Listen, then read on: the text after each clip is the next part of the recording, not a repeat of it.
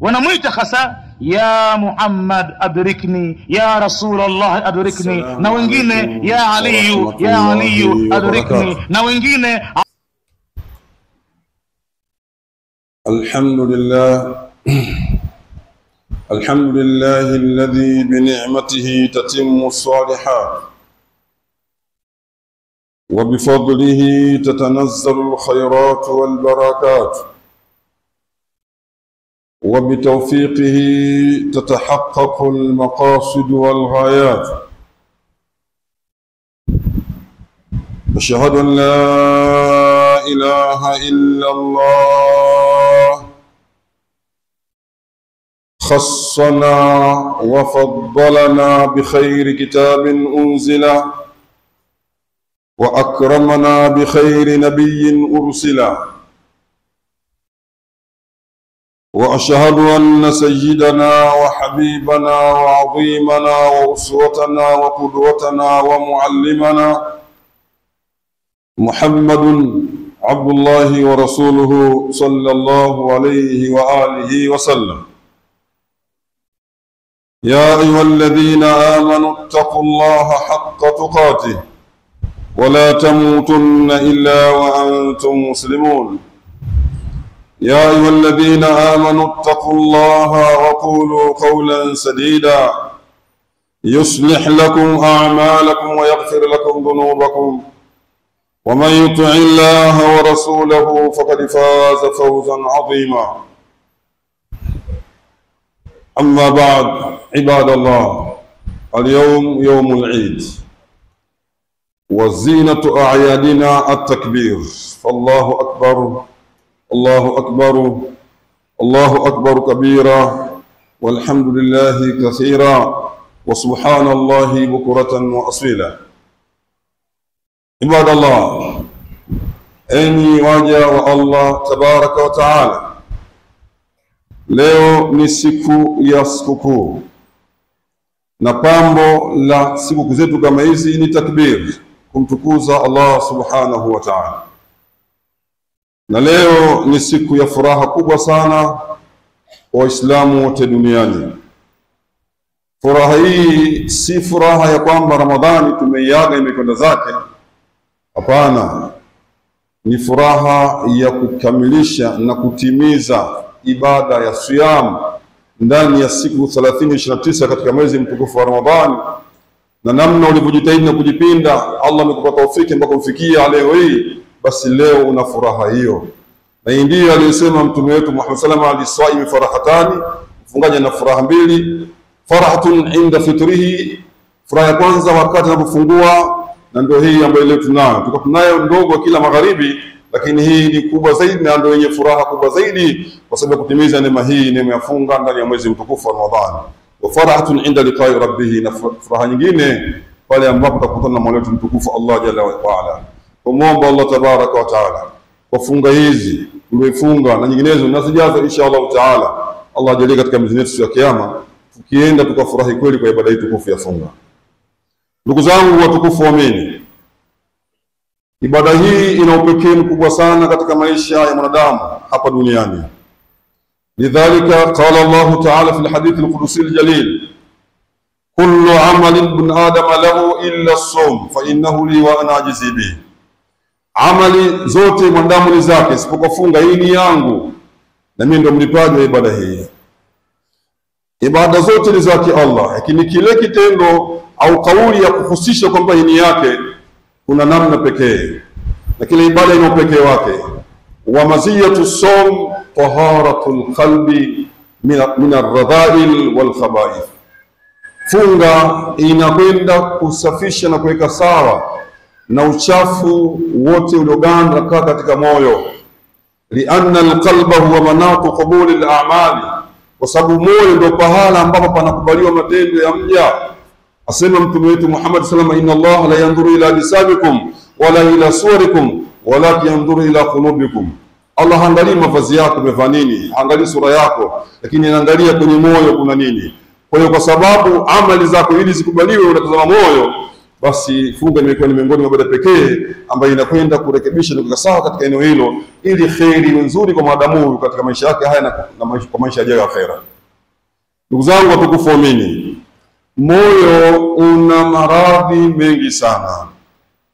Ulama wa tarbia watuambia kwamba katika maradhi yalikuwa hatari zaidi, yana cheni na mnyororo mkubwa wa kuzaa maradhi mengine kwa wingi, ni maradhul hasad, ni maradhi ya hasad. Haya maradhi ni maradhi makubwa sana. Itoshe tafsiri na taarifi Ibn al-Qayyim al-Jawzi anasema al-hasad huwa tamanni zawali ni'mati al-mahsud au al-ghairi ilayka, ni wewe kutamani neema imuondoke yule ambaye unamhusudu, ima ile kwako au ile ikose kabisa neema ile. Hivi ndivyo ilivyo. Anasema fal hasadu sifatun dhamima, hasad ni sifa moja mbaya sana, la tatakhallaqu biha illa an nufus al-maridha. Sifa hiyo mara nyingi hubebwa, hujivisha zile nafsi zenye maradhi, ndio mara nyingi huwa na sifa hizo. Wal hasadu bawabatul athami, na hasadi ndo geti, mlango, ndo pahala pa kuingilia madhambi yote.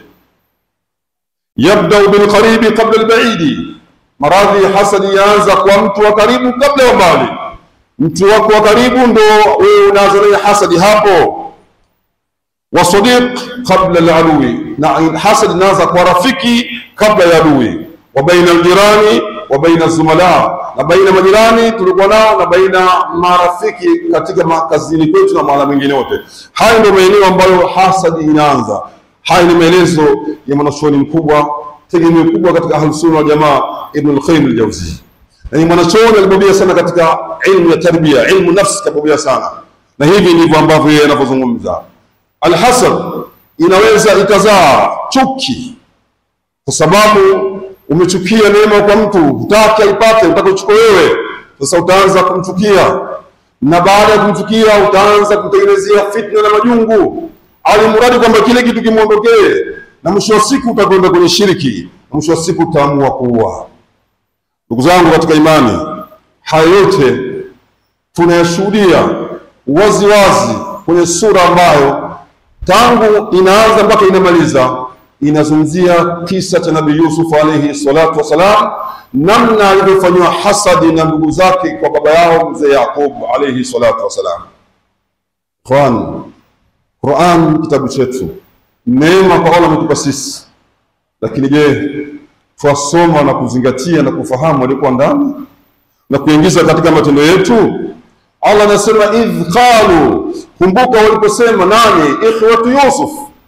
Idh qalu, waliposema la Yusuf wa akhuhu ahabbu ila abina minna wa nahnu usba inna abana la fi dhalalin mubin. Walisema hawa Yusufu huyu, hakika Yusufu huyu hatari. Kwa nini? Anapendwa zaidi kwa baba yetu kuliko sisi, na sisi ni kikundi kikubwa, wao ni 10. Yusufu yeye ni mmoja na ndugu yake Binyamin, sisi 10, lakini huyu anapendwa zaidi kwa baba kuliko sisi. Vipi? Haiwezekani.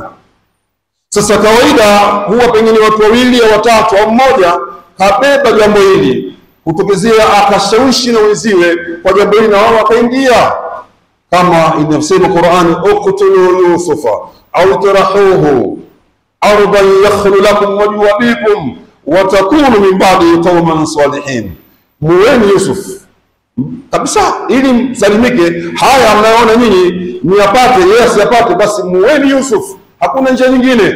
Baba anampenda sana huyu, na mkiona damu nzito kwa maji mwezi kuua, mtupeni ardhi ya mbali kabisa, asiweze kuonekana uso baba yenu utakuelekeni nyinyi. Baba sasa kudini baada ya wao, na baadaye nyinyi mtakuja kwa waja wema, wajumbe wema kwa baba yenu na katika jamii yenu, lakini Yusufu muweni.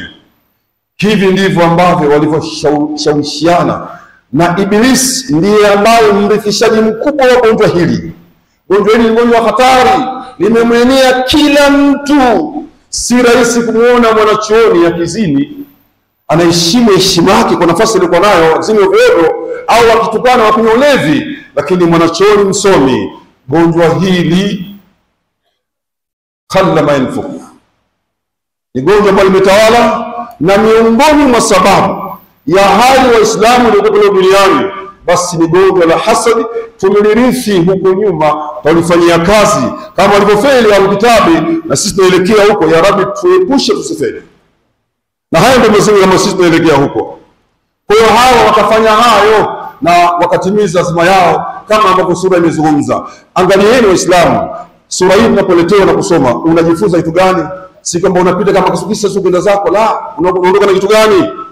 Qala Imam Shafi'i rahmatullah alayhi, anasema Imam Shafi'i, kullu al-adawati qad turja mawaddatuha, kila uadui huenda baadaye tunatarajia kuondoka adui yakaja mapenzi, tunatarajia hivyo. illa adawatu man adaka min al-hasad, isipokuwa adui yule ambaye anayekufanya wewe kwa sababu ya hasadi. Maradhi haya anasema wadui aina hautoki. Maradhi yote awali wote iskinyume na hasad, inawezekana ifika pale mambo kakaa sawa, lakini hasad, maradhi ya hasad au adui ya hasadi, huu ni vigumu sana kuweza kuondoka. Ndugu zangu wa Islam, al-hasad tahliku din, husda inaivua, inaondosha kabisa dini. Tahliku din, halaka ni kunyoa.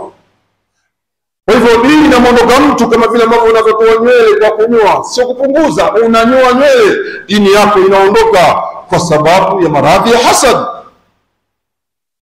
Hadith Zubair ibn al-Awam, Imam Ahmad na Tirmidhi wa Hasan al-Albani anasema, dabba ilaykum da'ul umam qablakum, nyinyi mmetambaliwa, mmejiwa chini na maradhi ya mataifa au jumati ziko kabla yenu. Al-hasad wal-baghdha, husda na chuki, hiya al-hariqa, haya ni maradhi ambayo yananyoa. La aqulu tahliku ash-sha'r, sisemi kwamba yananyoa nywele kuondosha nywele zile kichwani, la, walakin tahliku din, lakini haya maradhi yananyoa dini, yanaivua dini. Kama unavyonyoa nywele zikaondoka, basi ndivyo dini inavyoondoka katika maisha ya damu kwa sababu ya maradhi haya hasad. Wazala al-Imam al-Bayhaqi fi riwayati, Bayhaqi akaongeza katika riwaya yake, walladhi nafsu Muhammadin biyadi, na hapo yule ambaye nafsi ya Muhammad iko mkononi mwake, la tu'minu hatta tahabu, hamwamini mpaka mpendane.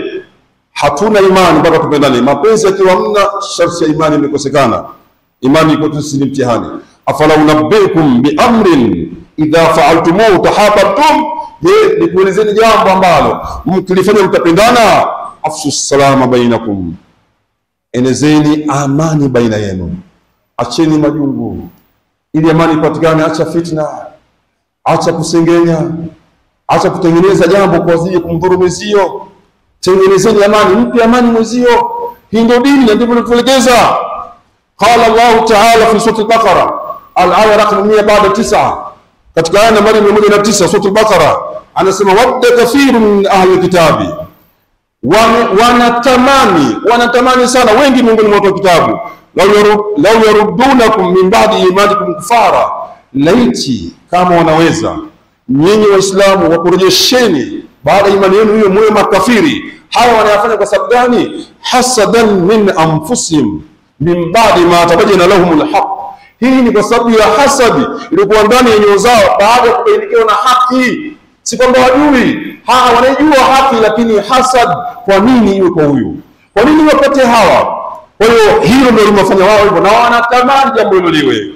Qala Ibn Uthaymeen rahmatullah alayhi, anasema Uthaymeen katika aya, katika tafsiri yake, al-aya tadullu tahrimi al-hasad, aya hii inaonyesha wazi juu ya uharamu wa hasad.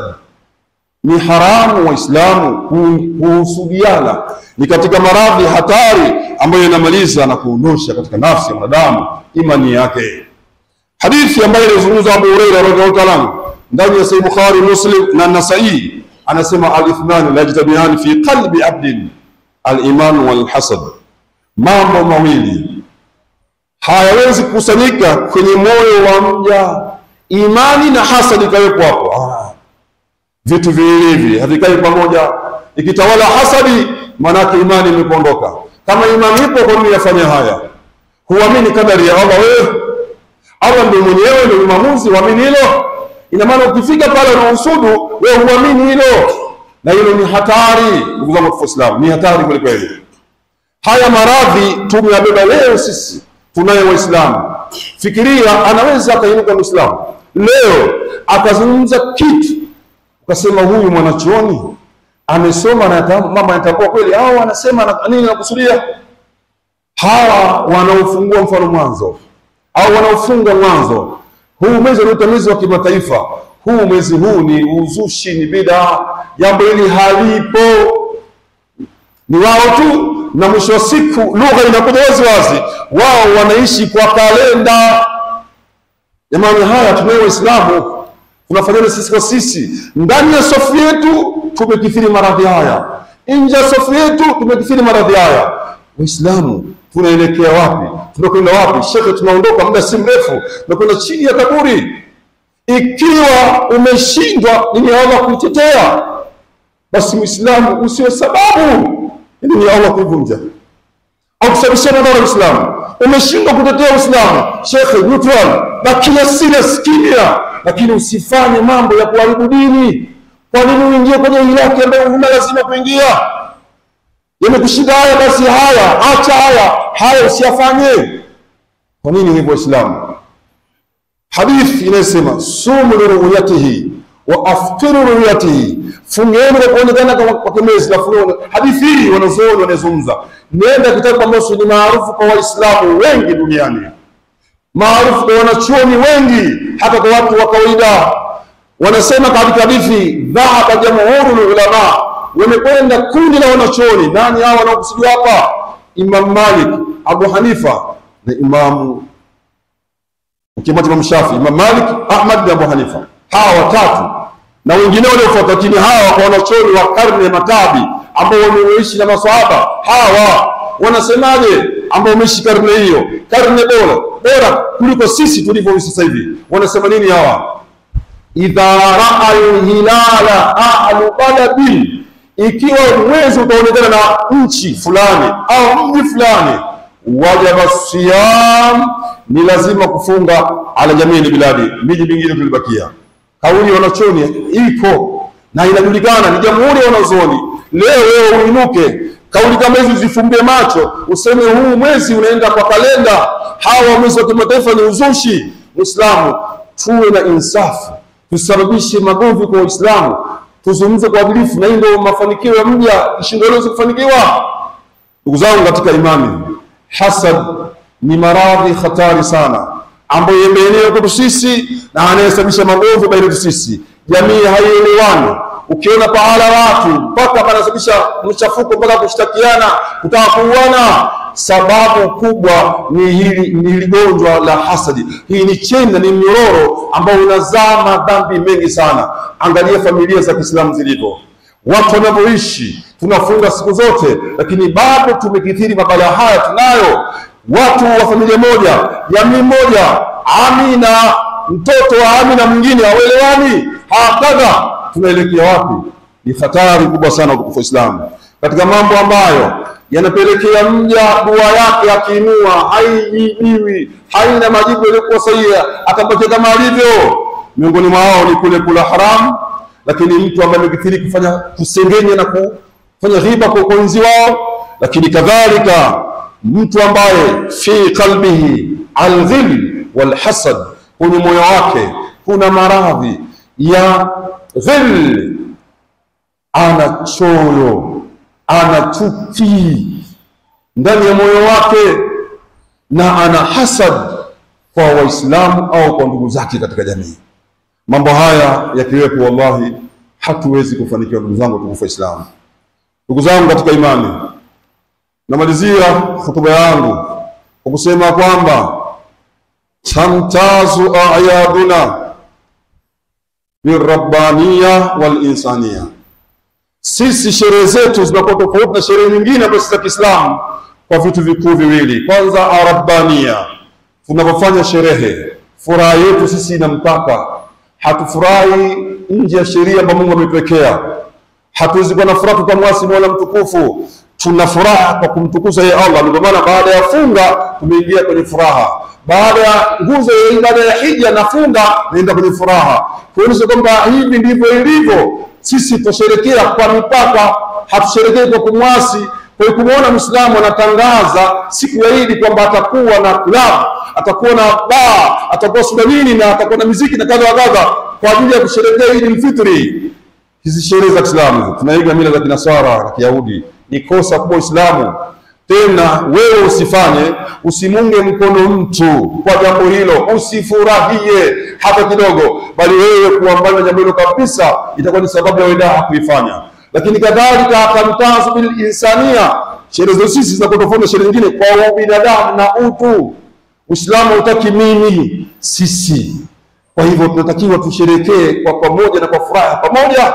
Ndio maana tukafaradhishia zakatul fitri kabla ya kuja kuswali, tutoe kuwapa wale wanyonge na wao wajisikie kuwa na furaha kubwa katika leo. Wana haja lakini leo wana furaha kubwa. Wewe Muislamu, toa kile ambacho kimezidi kwa siku ile, sio tajiri. Kwa siku ile mpe na mwezio naye awe na furaha. Mbali na hilo sasa, tukiishi katika jamii yetu hivi sasa, lazima tutembeleane jamaa, tupendane, tuzawadiane na mfano kama huo. Haya ndio mambo ambayo yanahusu Uislamu wetu. Tahadhari kwetu ndugu zangu. Leo tuna bado ndugu zetu bado wameendelea kufunga. Tashtiti isiwepo hata kidogo. Kula kwa njia ambayo humtii mwenzio hamasa na hamu ya kula, au akaona kama unamrejea kula sehemu ambayo itakuwa ni faragha, ambayo yeye atakuwa kuoni kwa sababu mwenzio kafunga na anaamini kama yuko sahihi. Kwa hiyo muheshimu, hatujui wa inna au iyyakum la ala hudan au dhalil. Tupate jitihada. Kwa hivyo tuishi katika maisha hayo ili tufanikiwe kwa radhi za Allah tabaraka wa taala, na tukifa tufi hali ya kuwa Allah mkudhia, tupate pepo yake Allah jalla wa ala. قال عليه الصلاة والسلام: من صلى علي صلاة صلى الله عليه عشرا. اللهم صل على محمد وعلى آل محمد كما صليت على إبراهيم وعلى آل إبراهيم إنك حميد مجيد، وبارك على محمد وعلى آل محمد كما باركت على إبراهيم وعلى آل إبراهيم إنك حميد مجيد. اللهم أعز الإسلام والمسلمين وأذل الشرك والمشركين ودمر أعداءك أعداء الدين. اللهم اصلح ذات بيننا وألف بين قلوبنا واهدنا سبل السلام. ربي نجنا من الظلمات إلى النور برحمتك يا أرحم الراحمين. كل عام وأنتم بخير. تقبل الله مني ومنكم صالح الأعمال.